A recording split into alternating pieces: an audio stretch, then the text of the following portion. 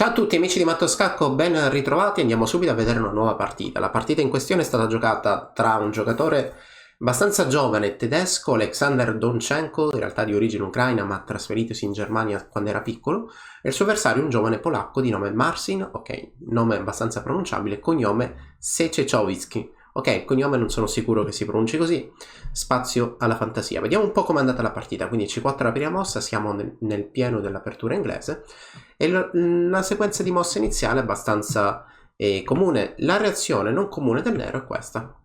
Per quale motivo? Perché solitamente il bianco vuole cercare di impostare un gioco molto strategico, calmo, tranquillo, però D5 ha una sorta di provocazione, perché qui il bianco cattura e rapidamente potrebbe riuscire a conquistare il centro. Diciamo che il cavallo in D5 in questo momento non si trova benissimo.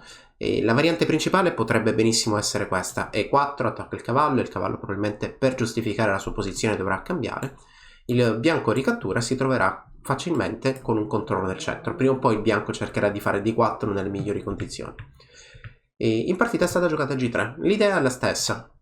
Diciamo che il cavallo al centro in D5 non sta bene, prima o poi verrà attaccato, facilmente verrà attaccato chiaramente con l'alfiere. G6 da parte del nero, alfiere G2, attacco immediato dal cavallo, e il cavallo dovrà o spostarsi oppure cambiare in C3. Il problema del cambio in C3 è quello che dicevamo prima: il bianco avrà sempre un gioco molto più facile perché prima o poi rapidamente riuscirà a portare i suoi pedoni verso il centro, e allora il nero decide nuovamente di giocare un po' fuori dagli schemi giocando cavallo B6. Il bianco prosegue con D3, una mossa come D4 chiaramente è possibile, ma il controgioco del nero, o comunque l'idea e il piano che vuole cercare di giocare il nero in questo tipo di posizioni, è posizionare un alfiere in fianchetto per poi attaccare il punto C5 magari con il proprio pedone, o chissà in futuro con un cavallo che salterà in C6 per dar fastidio al pedone D4 e così via. Quindi in questa posizione cavallo B6, D3, alfiere G7, alfiere 3 è la mossa della partita. Arrocco, e qui il bianco ha fatto una mossa abbastanza lineare, o meglio, una coordinazione abbastanza tipica ogni volta che il nostro avversario ha un alfiere in fianchetto potrebbe essere quella di creare una batteria sulla diagonale del suo alfiere. L'idea è chiaramente quella di giocare alfiere H6 per attaccare. Il nero gioca C6 per rafforzare il centro, il bianco continua la sua strategia, quindi alfiere H6 cercando di attaccare immediatamente l'avversario. E alfiere per H6, questa invece è una mossa che personalmente mi ha sorpreso, perché il problema della posizione è che una regina bianca in H6, che poi è stata giocata in partita, permetterà al pedone H rapidamente di avanzare per attaccare. Infatti solitamente in questo tipo di posizioni, quando un giocatore decide di sfianchettare l'avversario posizionando l'alfiere chiaramente nella colonna laterale pronto al cambio, l'avversario, cioè chi riceve questa mossa del fiere, fa una mossa intermedia, una mossa utile. Perché? Perché qualora il nero cambi, il re svolge in parte il ruolo dell'alfiere, cioè mantiene il contatto e l'ingresso della casa H6, quindi non permette, almeno nell'immediato, che i pezzi avversari possano entrare lì. Quindi alfiere per H6 la mossa della partita, che in realtà mi ha sorpreso. Il nero centralizza la sua regina con regina D4, ma qui il bianco non si fa diciamo prendere dallo spavento. È vero che sta giocando un po' contro i principi, perché il re del bianco è ancora al centro, però è anche vero che il nero ha mosso tante volte il proprio cavallo, quindi ha perso dei tempi, e questa spinta del pedone H sembra così naturale perché il miglior difensore, l'alfiere in fianchetto, è già stato cambiato. Quindi regina G7, regina E3, e la ritirata di regina è importante farla in una casa dove minaccia qualcosa, perché adesso sta minacciando il pedone 7 che non è difeso da nessuno. Quindi alfiere 6 vuole difendere il pedone, ma già il pedone bianco è arrivato in H5. L'apertura dalla colonna H favorisce il bianco perché riuscirà rapidamente a portare la torre in gioco e a coordinare i propri pezzi contro il avversario. Questo è l'obiettivo, vediamo se effettivamente si è riusciti in questo obiettivo. Cavallo D5, il cavallo nero ha fatto un percorso un po' strano, perché prima è andato in D5, poi è andato in B6, adesso il nero si accorge che deve cercare una reazione o comunque rallentare l'attacco dell'avversario, e quindi ritorna in D5 attaccando la regina e chiaramente attaccando il cavallo in C3. Il cambio sarebbe da escludere, perché al di là diciamo di questa cattura si permetterà al nero anche la possibilità di giocare alcune intermedie tipo questa, la torre in A1 non è difesa da nessuno, quindi il nero gioca una mossa attiva, che poi possa essere l'inizio di un buon controgioco, diciamo che è da approfondire, però una mossa come regina B2 già cede delle possibilità all'avversario. Quindi in questa posizione cavallo in D5, regina D2, evitando il cambio, la cattura in C3, il bianco chiaramente ha impostato la sua posizione per attaccare il prima possibile, allora cattura di pedone.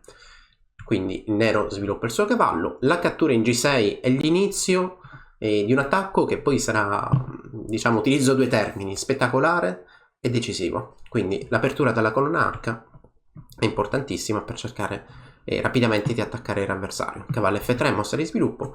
F6, importante perché il bianco vuole saltare in G5.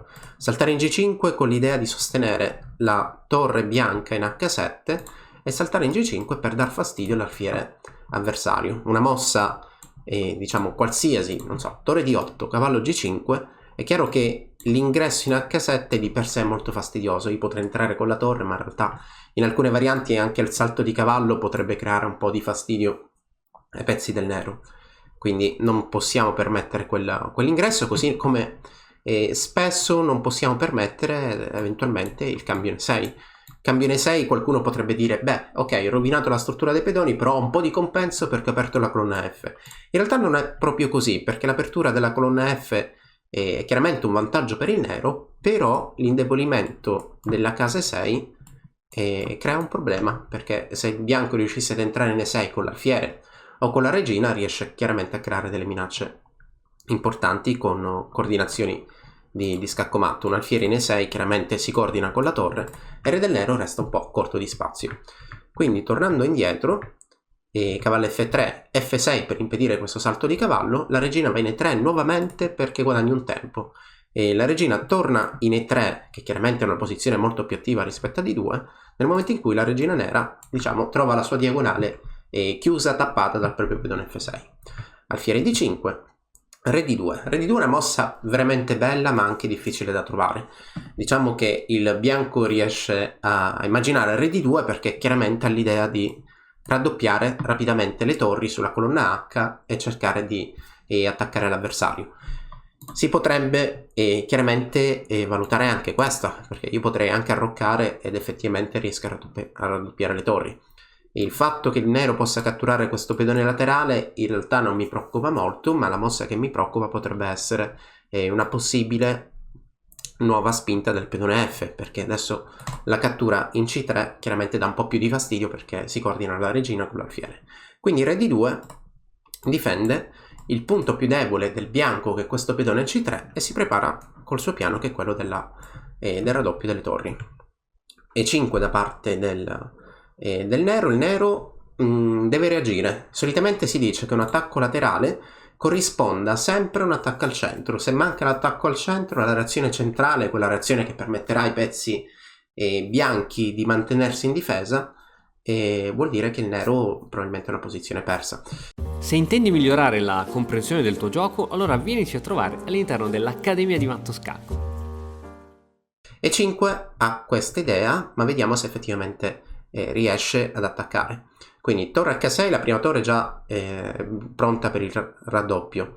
Il cambio in F3, alfiere per, alfiere 4, occhio perché qui sembra che chi attacca immediatamente il nero. Quindi la reazione centrale sembra che in questo momento non abbia poi funzionato. Ok, prima minaccia del bianco, voglio catturare in G6. Forse prima ho detto che attacca il nero, invece no, chiaramente attacca sempre il bianco qui. Quindi prima minaccia, l'attacco in G6 è reale, bisogna difenderlo, quindi si gioca F5, ma a questo punto arriva il secondo attaccante. Quindi dopo l'alfiere arriva la regina e la minaccia è torre per G6 con matto a seguire, o comunque il nero obbligato a cedere la regina. Quindi re G7, difendiamo tutto, ma qui arriva una mossa veramente bella e interessante come questa. È anche molto facile perché l'idea iniziale era proprio il raddoppio delle torri, quindi torri raddoppiate e riproponiamo una nuova minaccia. Sto minacciando torre H7 e catturo la regina del nero. Torre H8 e adesso per i giocatori più tattici vi chiederei, ok, immaginiamo come il bianco possa continuare in questo momento. In realtà i pezzi che stanno attaccando sono 1, 2, 3 con la regina e indirettamente 4 con l'alfiere, ed è proprio l'alfiere il quarto attaccante che fa crollare la posizione avversaria.